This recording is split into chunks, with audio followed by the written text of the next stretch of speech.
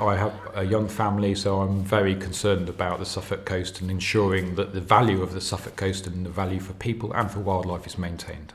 It's one of the most biodiverse places in the whole of England, which not a lot of people realise.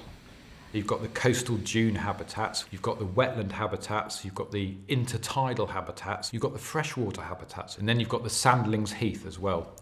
We've got a whole range of different protected designations. So we've got the AONB, the Area of Outstanding Natural Beauty, Ramsar sites, SACs and SPAs, so special areas of conservation and special protection areas that are important on a European level.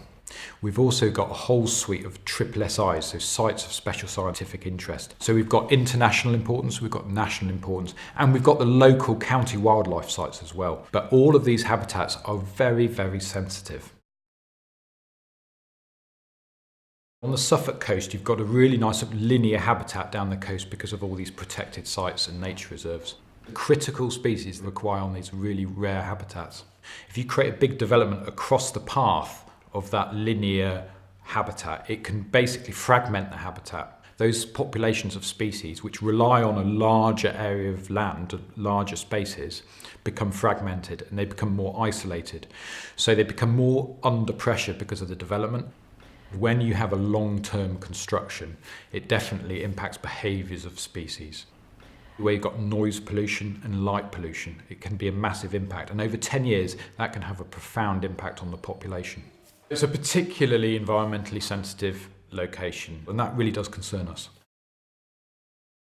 Clearly, we need energy going forward. Clearly, future generations, want to live a reasonable life.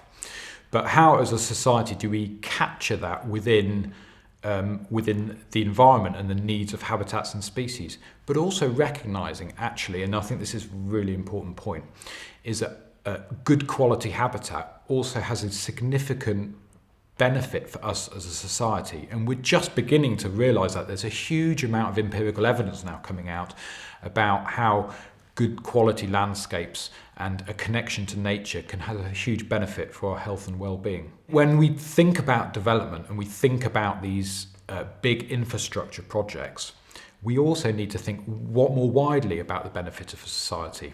How do we ensure the lights are kept on, but also ensure our quality of life? My son loves his wildlife, he loves his open spaces. I want him to have a life that I've had. When we make these energy decisions, we really do need to capture the whole impact. It's the landscape, it's the species, it's the habitats. They all need to be considered. So when my son goes out for a walk, I don't want him to be walking past endless pylons and huge areas of concrete.